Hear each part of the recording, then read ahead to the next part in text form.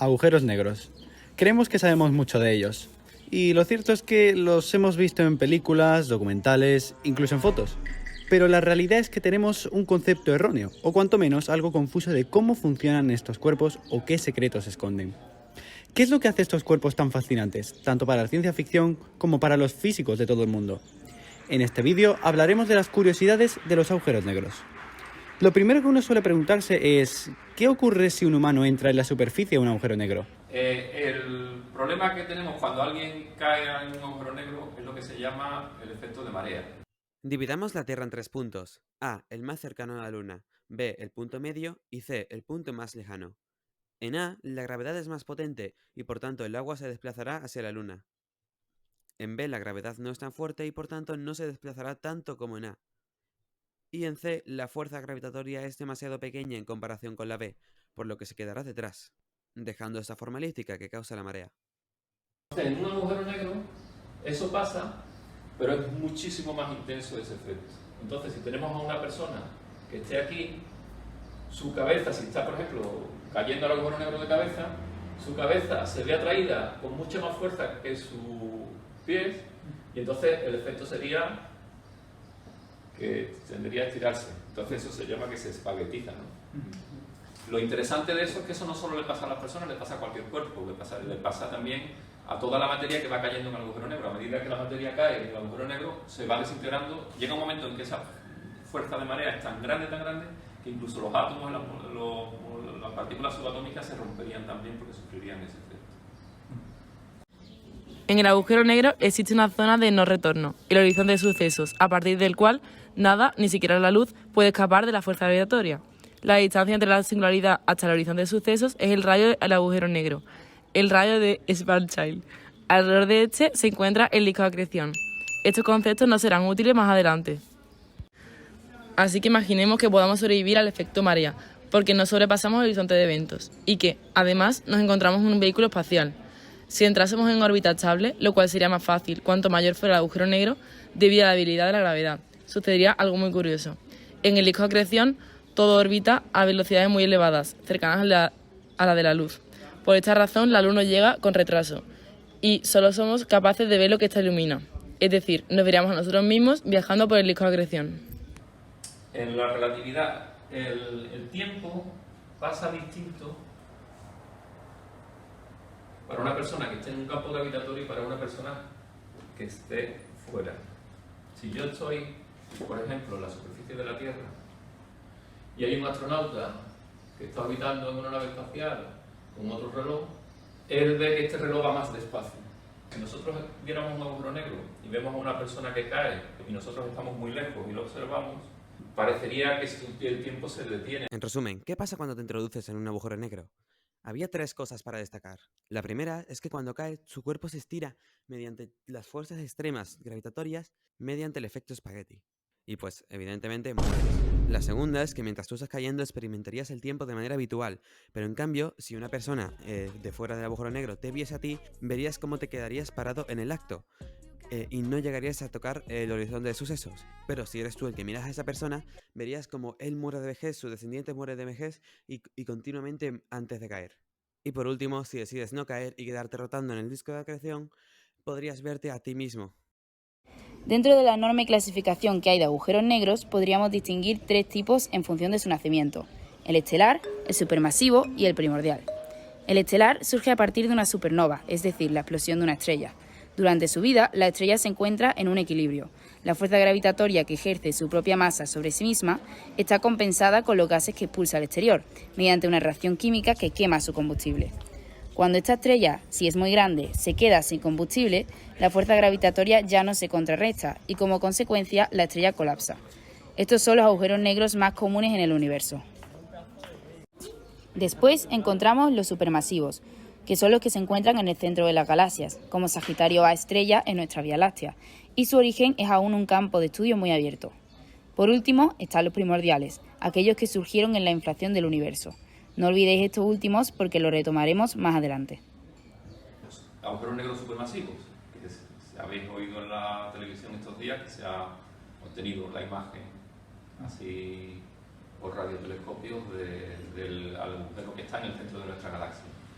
Esos agujeros supermasivos tienen millones de veces la masa del Sol y su origen parece que está vinculado al origen de la galaxia. Y parece que la mayoría de las galaxias tienen uno en su interior. O sea que de alguna forma el origen de esos agujeros negros tendrá que ver seguramente con el origen y la evolución de las galaxias. De esos también hay evidencias muy convincentes de su existencia. Bueno. Es muy frecuente que la gente piense que los agujeros negros tan solo absorben materia. No obstante, lo cierto es que esto es un error, ya que también expulsan materia en forma de radiación. Esto es lo que se conoce como radiación Hawking, descubierta por Stephen Hawking. Pero, ¿cómo es esto posible? ¿Cómo puede esta radiación escapar de la fuerza gravitatoria? Para ello lo explicaremos con un ejemplo. En el vacío, según la mecánica cuántica y el principio de incertidumbre de Heisenberg, se producen constantemente fluctuaciones cuánticas, apariciones continuas de pares de partícula-antipartícula que al momento de aparecer se unen, aniquilándose entre ellas y liberando así una cierta cantidad de energía. Este proceso es natural, ocurre en todo el universo. Cuando estas fluctuaciones ocurren en el horizonte de eventos, el positrón es absorbido por el agujero negro y por tanto el electrón se escapa. Este electrón es lo que se denomina como radiación Hawking. Mientras tanto, el positrón se desintegra dentro del agujero negro anulándose con la materia en el agujero, haciendo que ésta pierda parte de su masa. Antes de que el positrón caiga al agujero negro, cae el electrón. El electrón, bueno, en principio, si cae el electrón no pasaría nada en el sentido de que sería otra partícula de energía positiva cayendo. O sea, no pasaría nada en el sentido de que no contribuiría a emitir radiación, al menos radiación que se pudiera medir. Porque estamos hablando aquí de partículas antipartículas. Entonces, un chorro de antipartículas, a lo mejor también, aunque se pueda emitir desde el agujero negro, nosotros no lo podemos medir. Pero la contribución que nosotros podemos medir, que nos interesa, es justo la que suelta un electrón, una partícula estándar, y absorbe un antipartícula, en este caso un positrón. O sea, ese es el proceso que contribuye a la evaporación del agujero negro. El otro contribuiría a la suma de energía. Si fueran en igualdad de probabilidades, seguramente pues, al final se anularían todos, pero tiene que ser más probable el hecho de que caiga una antipartícula, porque si no, no se evaporaría el agujero negro. ¿Vale? Esta radiación tiene, por lo general, una temperatura muy baja, por debajo de la radiación de fondo de microondas, situada a los 2,7 Kelvin. Esta radiación de fondo de microondas es, por decirlo de alguna forma, la consecuencia de la constante expansión del universo, es decir, está presente en todas partes. Por ello, la radiación Hawking es muy difícil de detectar, porque no destaca entre la radiación de fondo. Su existencia se basa en la formulación teórica. Hawking describió la ecuación de temperatura de esta radiación. Ahora vamos a fijarnos en la masa del agujero en esta ecuación. La masa es inversamente proporcional a la temperatura de la radiación. Ya hemos explicado que, como consecuencia de la emisión de radiación, el agujero pierde energía y masa. Eso, durante un largo periodo de tiempo, provoca que el agujero negro pierda cada vez más masa y, además, la temperatura de su radiación aumenta. Por tanto, podríamos decir que el agujero negro se evapora. ¿Recordáis el tercer tipo de agujeros negros que dejamos en el aire? Los agujeros negros primordiales, formados poco después del Big Bang, son pequeños debido a que son los que más tiempo llevan evaporándose, liberando radiación. Así, lo más probable es que ya no quede ni rastro de ellos y que se hayan evaporado por completo. El tercer tipo de agujeros negros sería lo que tú dices, los agujeros primordiales. Esos se supone que se formaron con el Big Bang. Y en el Big Bang pues hubo fluctuaciones del espacio-tiempo cuántica y se supone que puede ser posible que alguna de esas fluctuaciones fuera lo suficientemente intensa como para producir un agujero negro. Pero de esos agujeros negros primordiales no hay, que yo sepa, ninguna evidencia observacional. Hoy por hoy siguen estando en un plano especulativo. Muchos piensan que muchos de esos agujeros negros primordiales ya no existen, porque por la cuestión de que la temperatura de Hawking es inversamente proporcional a la masa. Si un agujero negro es pequeño, su masa es pequeña y su temperatura de Hawking es muy alta, y entonces se evapora prácticamente, porque su temperatura puede ser muy superior a la temperatura del fondo de microondas y entonces pues, estaría muy caliente. Entonces al estar muy caliente radiaría muy rápido. Cuanto más radia, más pierde su masa, más caliente se pone y más radia todavía. Entonces eso se produce casi de una forma casi explosiva. Entonces los agujeros negros muy pequeños viven muy poco tiempo. ¿Vale? Esa es una razón por la que se piensa que a lo mejor si existieron agujeros negros primordiales, probablemente no hay restos de ninguno. A raíz de todo lo que ya sabemos sobre los agujeros negros, ¿sería posible que estos permitieran viajes en el tiempo? ¿Que una persona pudiera visitarse en el pasado o que pudiese ver lo que le sucederá en el futuro? Para responder a esta cuestión hace falta primero introducir un par de conceptos esenciales. Además de los ya conocidos agujeros negros, existe una teoría la cual defiende la existencia de los denominados agujeros blancos, un fenómeno hipotético que, al contrario que sus parientes, los agujeros negros, expulsan constantemente materia en vez de absorberla. ¿Qué tiene que ver, pues, un agujero negro con uno blanco? Bueno, si nos paramos a pensar, el agujero negro funciona como una entrada hacia algo, ya que absorbe materia, mientras que el blanco actúa como si fuese una salida de ese mismo algo, pues expulsa materia tal y como explicamos antes. ¿Es posible, por tanto, que la materia expulsada por un agujero blanco provenga de la que absorbe un agujero negro? Es decir, que sea la misma. Este interrogante nos lleva a plantearnos la posibilidad de que ambos estén interconectados, formando lo que comúnmente se conoce como un agujero de gusano. Una superficie tridimensional, pensamos en el espacio como una superficie bidimensional, por ejemplo, en una hoja, imaginamos que esto fuera. Entonces, ahora imaginamos que esto tiene una curvatura muy suave, pero me voy muy lejos, y entonces esa curvatura podría hacer que zonas muy alejadas de aquí donde estoy pasaran en esa otra dimensión externa, que aquí no la vemos, muy cerca del sitio original. Esto sería en 2 dimensiones, tenéis que imaginarlo en 3 dimensiones. Esa zona del espacio se curva en 3 dimensiones, y si hubiera una cuarta dimensión, yo me podría atravesar de la cuarta dimensión de una parte a la otra.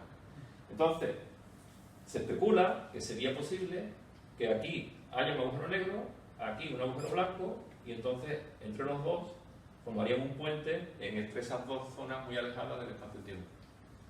Entonces eso permitiría, en cuestión de minutos, pasar de una zona del espacio a otra del espacio que están alejadas miles de millones de años luz. Eso se puede demostrar que se puede convertir en una máquina del tiempo. Pero también han demostrado los científicos que esta situación es inestable. Es inestable quiere decir que en realidad si se formara un agujero de gusano espontáneamente por alguna razón, casi inmediatamente se desintegraría, ¿vale? Y desaparecerían las dos singularidades. Entonces, no parece probable. De todas formas, también hay que decir una cosa. Las ecuaciones de la relatividad general de Einstein, que determinan la estructura del espacio-tiempo, son muy generales y admiten muchas soluciones. Y hay otras soluciones matemáticas, por ejemplo, Gödel, el gran matemático austríaco Gödel, encontró una en la que sí se permitían los viajes en el tiempo. Ya se sale un poco de la física, es decidir, saber si esas soluciones tienen o no tienen sentido real, ¿vale? Pero matemáticamente las ecuaciones de Einstein permiten soluciones en las que se permitirían viajes en el tiempo.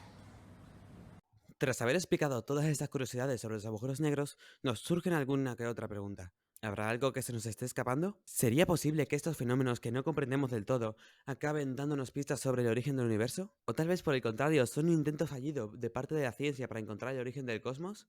La lista de preguntas acerca de los agujeros negros aparenta no tener final, y es que mientras más cosas se descubren sobre estos, más incógnitas aparecen. Sin embargo, algunas de estas cuestiones tienen actualmente una respuesta muy sólida o al menos muy segura, y son de estas precisamente de las que hemos hablado en este vídeo, y es aquí donde llegamos al final del mismo.